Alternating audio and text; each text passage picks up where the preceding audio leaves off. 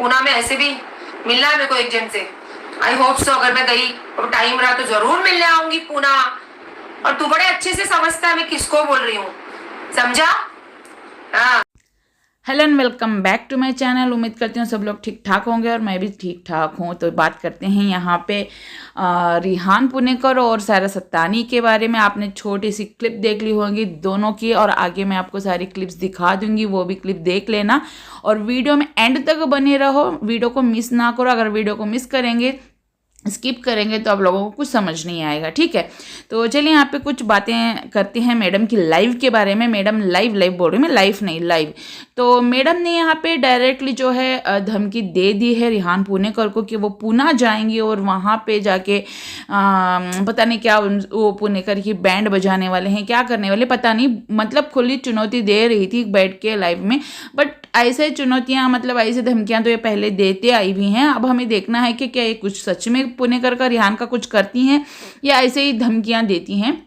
और एक वीडियो भी शायद इन लोगों के बीच में आई थी और इसने शायद ही पुणेकर ने डाली थी, क्योंकि वो मेरे पास भी आई थी 2 साल पहले। इन्हीं के हस्बैंड ने मुझे शेयर की हुई थी वो रिहान पुणेकर की वीडियो, जिन लोगों में बातचीत हुई थी, यानी कि सत्तानी और सत्तानी के हस्बैंड रेंटक शेख और रिहान पुणेकर के बीच में जो भी डिस्कशन हुई थी वो उस बारे में।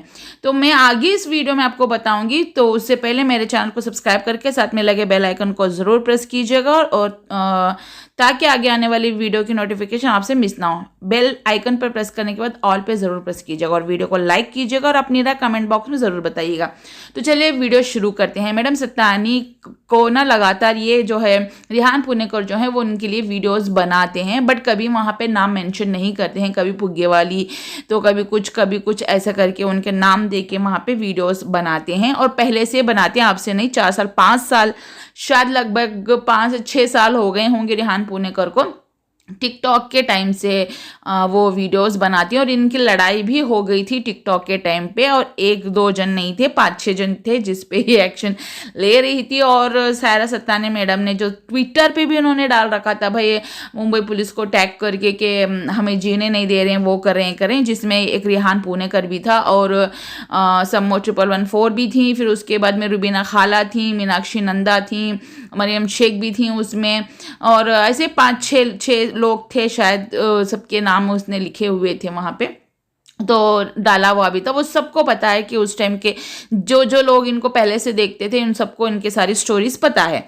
अब यहाँ पे ये जो रोज़ ये वीडियोस, शॉर्ट वीडियो, मगर रिहान पुणेकर भी यहाँ पे जो है ना इनका नाम इसीलिए नहीं लेते हैं क्योंकि पता भी है कि ये लोग ना लफड़ा कर देते हैं, तो इसीलिए नाम नहीं लेते हैं। बाकी जो है ये रोज़ बैठ के अपने हस्बैंड के बारे में बोल रही है और किसी को सुनने में इंटरेस्ट नहीं है, फिर भी वो बोलती हैं, ठीक है? ये खुद अपने मनमर्जी से निकाह की थी, फिर उसके बाद में अब हस्बैंड के साथ साथ हस्बैंड की फैमिली को भी घसीटती हैं, और साथ में अब तो वो सभी को लपेटे में ले रही हैं। मुझे और हिमाचली को तो बोलती हैं। अभी यहाँ पे रिहान पुणेकर के लिए भी उन्होंने बोला है, और आए दिन ऐसे वीडियोस तो बनाते ही रहता है रिहान। तो इसके बाद में भी लोगों को वो वीडियो पसंद आती है, लोग उसको अप्रिशिएट करते हैं। पता है क्यों अप्रिशिएट करते हैं? क्योंकि मैडम सत्तानी की जो वीडियोस होती हैं वो ऐसे ही होती हैं, वो जानबूझ के कुछ ऐसे हरकतें कर देती हैं जो कि पसंद नहीं आती हैं। अब रिहान पुणेकर को ये पसंद क्यों नहीं आ रही थी, वो पहले हम चले जाते हैं बैक में, ठीक है?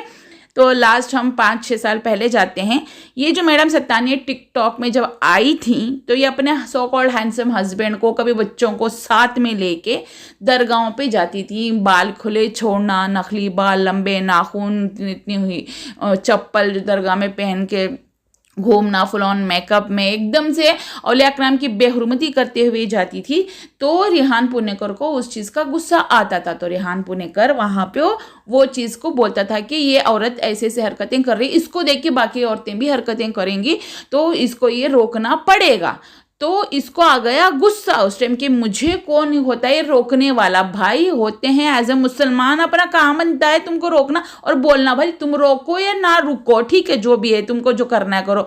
मगर जो तुम वीडियो बना के दिखा रहे हो ना, जो दिखा रहे हो वाम को, पब्लिक को, और उनको वर्गुला रहे हो वो चीज़ करने पे, तो उसके लिए रोकने के लिए आवाज़ कोई भी उठा सकता है। ये हिंदुस्तान है, ठीक है? तो अब रिहान पुणेकर जो वीडियो डाल रहा था उसके बिहाफ में, उसके रिप्लाई में उसके रिप्लाई में मैडम सत्तानी ने क्या बोला, आप वो भी देख लीजिएगा। पूना का आज ही मैंने मेरे अली को पूछी कि मैं पुणे जाकर आना है, तो बोले चलो मम्मा जाकर आते हैं।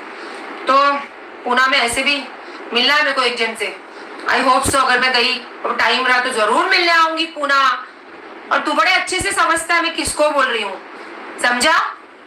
हाँ, जब तूने अच्छे से बात किया था तो क्या बात हुई थी वो तुझे भी पता है, और जब तू ऐसे बातें करता तो तुझे भी पता है कि मैं क्या बोल रही हूँ और किसके लिए बोल रही हूँ, समझा?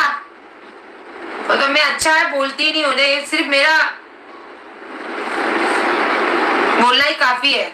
जैसा आपने अभी सुना है ना इस वीडियो में कि मैडम सत्तानी ने क्या बोला है, इसे वो कई बार बोल चुकी हैं, बट वो पुणेकर का कुछ उखाड़ नहीं पाई हैं। मैं इसलिए बोल रही हूँ क्योंकि इनकी हरकतों से कई सारे लोग इन पे जो है बातें करते हैं, क्योंकि वो चीज़ें पसंद नहीं आती हैं लोगों को। चलिए भाई, हमारी पसंद नापसंद या लोगों की पसंद नापसंद का है, यहाँ पे इसको कोई फ़र्क नहीं पड़ता, क्योंकि इसके खुद के जो व्यूवर्स एंड सब्सक्राइबर हैं वो उसको पसंद नहीं करते, इसीलिए उसको इतने गंदे कमेंट्स आते हैं, मगर फिर भी उसको वो फ़र्क नहीं पड़ता है।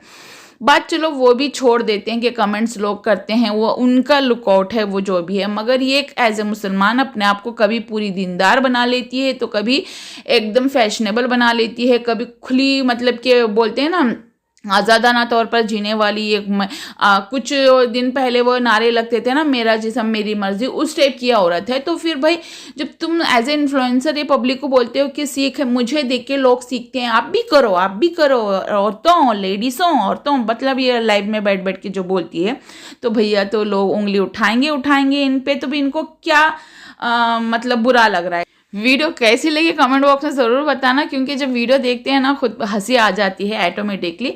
अब बात यहाँ पे कर रहा है पुणेकर उनके बेटों की कि ये मतलब अपने बाप को याद नहीं करते, मतलब स्टेप फादर को, जो भी है, मतलब वो कब अपने बाप को बाप समझेते, उन्होंने तो बाप समझा ही नहीं है। खुद जो है मैडम सत्तानी की वो जो वॉइस रिकॉर्डिंग है, वॉइस मैसेजेस से जो भेजी थी, है ना, तो उसमें खुल्लम खुल्ला उसने बोला हुआ है कि तुझे मारते थे, पीटते थे, स्विमिंग पूल के पास सुलाते थे, 20 दिन तक उसने अंदर नहीं लिया था। हालांकि वो पहले की बात है जब जो रेंटा का अपने घर नहीं जाता था सूरत, अंदर एंट्री नहीं नो एंट्री हो गया था, एंट्री का बोर्ड बंद कर दिया था अमीना आपा ने और उनके बच्चों ने, तो इसको यहीं पे रहना पड़ता था मुंबई में। तो उसकी वजह से जब ये भी अंदर नहीं ले रही थी तो वो 20 दिन तक बाहर ही था। तो ये ऐसा करती है, और अभी तो लाइव में बैठ के ये मिडिल फिंगर दिखाना, और मतलब एक औरत होके, ठीक है, और अपने आप को इन्फ्लुएंसर समझती है, और तो और वो क्या समझती है अपने आप को, पता है कि वो औरतों का भला करने वाली सोशल वर्कर है। तो अभी सोशल वर्कर ही पूरी मीडिया के पूरे सोशल मीडिया के सामने जो है वो मिडिल फिंगर दिखा रही है, तो सोचिएगा वो औरत कैसी होगी, ठीक है। अब लोग जब यहाँ पे इसको बुरा बोलते हैं तो उसको बुरा लग जाता है। अगर जब लोग बोलते हैं कि तुम यहाँ पे ये कर रहे, तुम वहाँ पे वो कर रहे, तो उसको वो बुरा लग जाता है, पर तो उस चीज़ को वो पॉजिटिव लेके उसको वहाँ पे वो रोकने की, नहीं भाई मुझे नहीं करना है, मुझे यहाँ पे ये चीज़ नहीं दिखाना है, वहाँ पे वो चीज़ नहीं दिखाना है, वो तो नहीं दिखाती। कुछ ऐसी चीज़ें हैं जो ये दिखाती नहीं है मगर बोलती ज़रूर है कि मेरे बेटे ने वो किया, मेरे बेटे ने ये किया, मैंने ये किया, मैंने वो किया। आप वो ही ले लीजिए, वो जब लद्दाख गई थी तो वो कह रही थी जब लद्दाख से वो वापस आई वो 3 दिन तक बीमार थी, वो हॉस्पिटलाइज हुई। मगर आप एक बात सोचिएगा, जब ये टॉयलेट के लिए यूज़ करने वाला टिश्यू पेपर तक ये जो है लाती है तो दिखाती है, तो वो अब जब वो हॉस्पिटलाइज थी तो वो वीडियो, वो व्लॉग क्यों नहीं बनाई? मतलब इसका साफ साफ मतलब ये है कि वो साफ साफ झूठ बोल रही थी। आए दिन जो ताना मारती है अमीना को लेके, अमीनापा को लेके, अरंटक शेख को लेके, तो इनको यहाँ पे बहुत ही ज़्यादा दिक्कत हो रही है। क्यों दिक्कत हो रही है? क्योंकि वो लगातार वीडियोज़ बना रहे हैं, बहुत प्यारी प्यारी वीडियोज़ बना रहे हैं, जो कि इनको जलन हो रही है। साफ साफ लगता भी है कि मैडम को जलन हो रही है। मैं उसके लिए आपको वो भी वीडियो प्रूफ दिखाऊंगी कल के वीडियो में, ठीक है। अभी आप ये वीडियो देख लीजिएगा, आप खुद सोचिएगा कि जितने भी लोग हैं इसके लिए वीडियोस बनाते हैं, और अच्छी वीडियो कोई नहीं बनाता है। हाँ, अगर कोई अच्छा काम करती है ना तो उसके लिए अप्रिशिएट भी करते हैं लोग कि हाँ सत्तानी ने ऐसा नहीं किया था, सत्तानी ने ऐसे किया था करके। मगर हर बार ज़्यादातर करके जो इसको कमेंट्स आते हैं वो भी बुरे होते हैं, और लोग भी इसके लिए रिएक्शन रिव्यू के वीडियोस बनाते हैं। इसीलिए बनाते हैं क्योंकि ये हरकतें वैसी करती है। और जानबूझ के ऐसे हरकतें करती है क्योंकि उसको खुद कंट्रोवर्सी में रहना होता है। कंट्रोवर्सी में रहने के बाद ही तो इतने वो लोग इसको जानते हैं कि भैया, अब एक होता है ना कि भाई भले हमारा नाम बदनाम हो जाए, बट हमारा नाम हो, चाहे बदनाम होके हो या नाम कमा के हो, भाई हमारा नाम होना चाहिए। वो इस कैटेगरी में आने वाली लेडीज़ हैं। और तो और झूठ तो इतना बोलती है ना कि उसकी कोई हद नहीं है, और कहती है कि मैंने कुछ ऐसा काम किया नहीं। भाई सब जग जाहिर है कि तुमने क्या क्या काम किया थी। अभी जो न्यू सब्सक्राइबर आ रहे हैं तो शायद तुम उनको वो बोल सकते हो झूठ, वो यकीन कर लेंगे, मगर जो तुम्हारे पुराने सब्सक्राइबर हैं, जो तुमको सब्सक्राइब कर रखे हैं और आपको देखना बंद कर चुके हैं, तो फिर वो तो पता चल ही जाता है कि वो क्यों नहीं देखना चाहते हैं, क्योंकि वो जान गए आपकी सच्चाई कि आप क्या हो क्या नहीं हो। आप जितना भी आप बैठ के उस सच पे आप पर्दा झूठ का डालने की कोशिश करो, वो छुपता नहीं है, क्योंकि आ ही जाता है। और जो तुम कह रही थी ना दूसरों को कि वो इनको खड़ा करेंगे, वो इनको खड़ा करेंगे, वैसा कुछ भी है नहीं, ठीक है। और तुम्हारे हस्बैंड की बातें सुन के लोग इसीलिए वीडियोस बनाते थे क्योंकि हमें वो मतलब बोलते हैं ना कि भाई नहीं, बहुत बेचारा, लाचार, इस टाइप के वो दिखते थे उस टाइम अंकल, तो इसीलिए उनके लिए उनके सपोर्ट में वीडियो बनाते थे। बट बाद में जब वो आपसे खुन्नस खाने लग गए, आपकी वीडियोस, आप जो उनको जलाती थी, उस जलन में वो आपको बदनाम कर रहे थे, तो इनडायरेक्टली, ठीक है, वो पता है बदनाम की बातें भी कब आई, जब वो आपसे मिले, हाथ मिलाए, और उसके बाद उन्होंने उन यूट्यूबरों को ही बदनाम करने की कोशिश की, तो फिर यूट्यूबरों ने उनकी सारी सच्चाई बयान कर दी कि भाई ये बंदा खुद हमारे पास आता था, खुद इनकी इन्फॉर्मेशन देता था, ऐसे अपनी बीवी के लिए बोलता था। तब जाके सारी सच्चाई पब्लिक को पता चली थी कि ये इंसान खुद, मतलब ऐसे नहीं कि वो बोलना है इसके बारे में, ये करना है करके वो अंकल ने ऐसा नहीं बोला था। बट होता है ना कि बेटा नहीं ऐसा है, देखो मेरे साथ वो यूँ करती थी, मेरे साथ वो यूँ करती थी, होता है ना दुखड़ा रोना, तो वो दुखड़ा रोते थे आपके हस्बैंड, तो वो सब लोगों के पास था, सब लोग ना सुनते थे, सब लोगों के पास अपना रोना वो रोए थे। वो एक अपने आप बीती बताते थे कि मेरे साथ ये हुआ, ऐसा हुआ मेरे साथ, वो अपनी फीलिंग्स शेयर करते थे। तो जब बाद में उन्होंने जो पलटी मारी ना, तो वो उस पलटी को देख के ना फिर लोगों को वो चीज़ बुरी लग गई कि भैया ये आदमी पलटी कैसे मर गया। भाई मिलना था तो सबको बोल देते कि भाई हमने एक दूसरे को माफ़ कर दिया, हम इकट्ठे हो रहे हैं, हम मिलना चाहते हैं, हम एक साथ रहना चाहते हैं। फिर उसके बाद में भी तुम लोगों का तमाशा चालू ही है। जब से तुम लोगों ने निकाह किया ना, तब से आए दिन 4 महीने साथ में रहते हैं, तो 4 महीने आप साथ में नहीं रहते हैं। अभी भी ये जो तुम लोग कर रहे हैं सिर्फ नाटक है, सिर्फ और सिर्फ नाटक ही है, और बाकी और कुछ भी नहीं है। और 4 दिन मतलब और 1-2 महीने के बाद देखो फिर तुम लोग इकट्ठे हो जाओगे, फिर तुम साथ में रहने लग जाओगे, क्योंकि तुम लोगों का ये ड्रामा ही हो रखा है और सबको पता है तुम लोग ये ऐसा करने ही वाले हो। और लिख के रख लेना मेरी बात जो है, आप ये खोके ही रहेंगे आगे।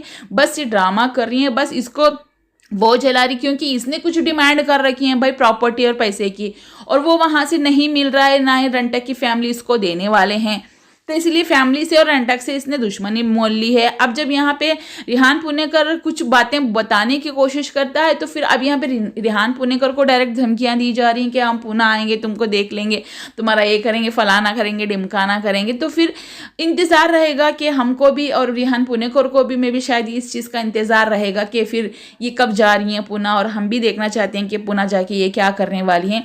कहीं ऐसा तो नहीं ना कि झूठ बोल के कहीं और चली जाएँ, तो उसको ऐसे बता के।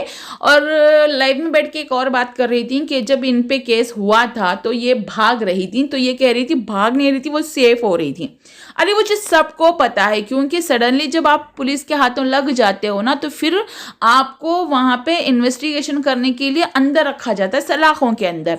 अगर आपका बेटा सलाखों के अंदर रहता तो फिर इनको खुशी हो जाती, जो आप लोगों पे, जो लोग आपके ऊपर केस किए थे, फिर वो पब्लिक को बताएंगे, फिर आपकी बदनामी हो जाएगी। तो फिर आपने क्या किया, छुपते छुपाते, मुंह छुपाते, मतलब पता चल गया तो सूरत चले गए। अब सूरत के घर में भी जाके पूछताछ होगी, तो फिर वहां से भागे कहीं और से कहीं और, मतलब 3 माँ बच्चे इधर उधर भाग रहे थे। पुलिस ने दरवाजा पीटा, दरवाजा तक आपने नहीं खोला था, ठीक है, दूसरों को बोलती हो भगोड़ी, तो खुद तुम भगोड़ी बन के घूम रही थी। दूसरों को बोलती हो भिखारी, तुम खुद अपने लाइव में बैठ के भीख मांग रही थी कि भैया सब्सक्राइब करके मत बैठो मेरे चैनल को, मेरी वीडियो देखो, मुझे सपोर्ट करो। आप मुझे अगर आप मुझे देखना चाहते हो इस अवतार में तो मुझे और ज़्यादा सपोर्ट करो, ताकि मैं ऐसे ही मतलब झुंड की बैंड बजाऊँ। तो किस झुंड की बात कर रही है, थोड़ा सा खुल के बताएंगी तो फिर शायद वो झुंड भी तुम्हारे ऊपर कोई बात करेगा। आगे तुम नाम नहीं लेते हो, तुम मतलब कि इनडायरेक्ट ही बोलते हो, तुम इतने डरपोक और इतने डर पुक्कल क्या बोलते हैं वो इंसान हो, तुम नाम नहीं लेती हो। मरियम शेख के लिए तुमने क्या कुछ नहीं बोला, तुमने रिहाना बॉस के लिए क्या कुछ नहीं बोला, तुमने जो है सना इमरान के लिए क्या कुछ नहीं बोला, मगर तुम कभी अपने जुबान से नाम नहीं लेती। पता है क्यों है? तुमको डर लगता है। अगर इतनी ही निडर और तुम बोलती हो ना कि मेरे जी में दम है, मेरे फलाने में दम है, वो दम है, ये दम है, तो फिर मैं वो भी आपसे बोलती हूँ कि आपके पास इतना दम है तो आप लाइव आ रही हो या वीडियो में बोल रही हो तो नाम लो ना सरासर। क्यों फटती है नाम लेने की उन लोगों की? नाम लो, है ना। अपने आप को गोल्डन ग्रुप की मेंबर मानती हो। याद है तुमको 4 साल पहले तुमने खिड़की के पास बैठ के एक वीडियो बनाई थी और ये बोल रही थी कि मुझे उस ग्रुप में प्लीज़ शामिल मत करो, मुझे उस ग्रुप में मत लो, मैं उस ग्रुप से नहीं हूँ, मैं दूर हूँ, मैं जो मुझे उन लोगों से कोई लेना देना नहीं है। पता है क्यों?